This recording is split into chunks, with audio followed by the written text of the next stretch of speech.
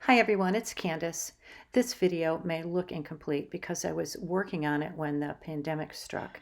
I had most of it taped when I stopped and flew to be near my children, where I get to wave to them from afar. I hope all of you are healthy and safe. When you clean up, you'll find glitter in your cleanup water. I'll show you how to get rid of it. I know many of you don't want that glitter to go down your drain, so enjoy the video. I have two of Gina K's Glitz glitter gels, and I'll show you them in just a minute. But let me show you the two Altenew stencils. The first stencil is the weave pattern, the square weave pattern. I think this is pretty versatile. The second one is the deco wallpaper. And I've had my eye on both of these for a while. If you see some glitter on this, it's because I've been playing around with these for a couple of days. These Glitz glitter gels are really sparkly. This is the silver. When I first got these, my first thought was that these will be really great for Christmas and weddings, but truly, they're great for any time. This next one is gold, and wait till you see them. They're really creamy too. I'm going to use 4 1/4 by 5 1/2 inch panels. I can cut them down later if I want to, or just leave them. I'll put some removable tape on the back of the panel. That way it won't move around on me while I'm using the stencil. First, I'm using the deco wallpaper stencil and the silver gel. I'll just take a splotch of this, and it's like frosting a cake. It looks like I'm using a lot, but what I don't use, I can just scrape up and put back into the jar. One of my handy dandy tools is an old credit card, or rather, in this case, a AAA card. I can use it to help spread the gel.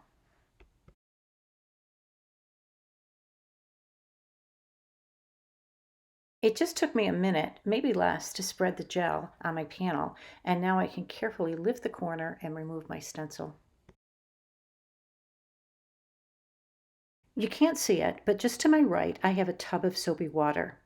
You should clean your stencil right away to keep the gel from hardening on the stencil, but if you can't, just keep it soaking in a tub or plastic container until you're ready to clean it.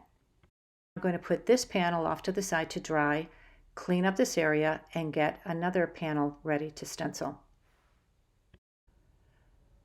So now I've got my cardstock and my basket weave, or I should say my square weave, and I'm lining it up with one of my grid lines, and I'm going to put this this tape over it. So I want to protect the top of that, and I'm going to take this glitter gel, the silver glitter gel, and I'm going to spread that all over.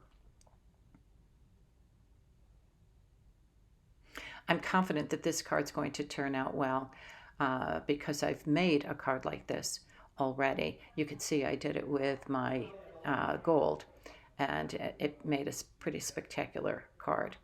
So let me do this, and when I'm done, I'm going to lift this up, and I'm going to put that into my soapy water, and I will take my cardstock, take off the tape, and then I'm going to put that aside to dry as well.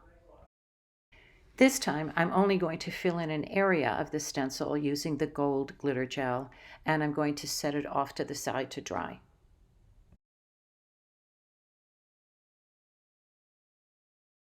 Using the square weave stencil, I'm doing the same thing, but I'm changing the amount of background I'm filling in.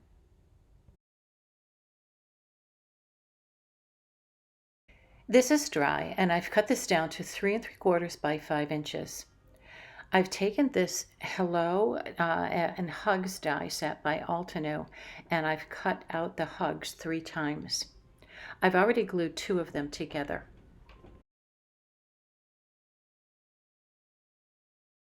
Now I'm gluing the last hugs and adhering it to the other 2. It takes a few moments to align the hugs together, and when it's done, I'll set it down to dry. I want to form a break between the glittery weave and the white top, so I have some red washi tape for my stash. You could use some ribbon or a thin strip of cardstock, either plain or decorative. Check to see what you have. I'm adding glue to the hugs and am adhering it to the top of my panel. Mine is going to go over the red washi tape, but you may want your white space larger than mine and contain your word completely. The choice is yours. Next, I'm placing my panel atop a 4 by 5¼ inch black panel. I really like how this silver, white, and red pops against the black. And I'll finish up by placing this on a 4¼ by 5½ inch card base. Sometimes I use a top folding base and sometimes I use a side folding base. I change it up. Either works. I've decided to add some pearls to the red strip, 2 on one side and 3 on the other. And now I'm calling the card done. Time to move on to the next card. On this 4 by 5¼ panel of the chevron, I want to add a hello. First I tried a hello cut out of a shiny white cardstock, but it was too plain and it got lost in the background. So then I tried a hello cut out of a silver cardstock with a white shadow, but that got lost on the background as well. Next, I decided to add some vellum onto the panel. I thought that it could be about the same size as the hello, a little bigger or smaller. Either would work. And I like the idea of tearing it, adding a bit of roughness to such a glitzy background. Once I did that, I still wasn't satisfied. The hello just wasn't strong enough. Finally, I tried a black shadow, and that did the trick. The hello really stood out. Now I just have to glue the silver hello to the black shadow and glue that to the center of the vellum.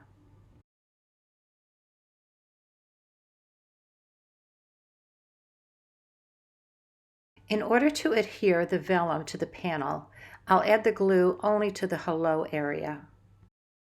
I'm folding back the sides of the vellum and turning the panel over. I'm taping the vellum to the back of the panel, very low tech, but no one will see it. Last, I'm gluing the panel to my card base, and this card is finished too. This panel is 4 by 5¼ inches, and I'm leaving it this size. To this, I'm adding from my stash a flower that's long been out of stock, but that's okay. I'm sure you can find something from your stash.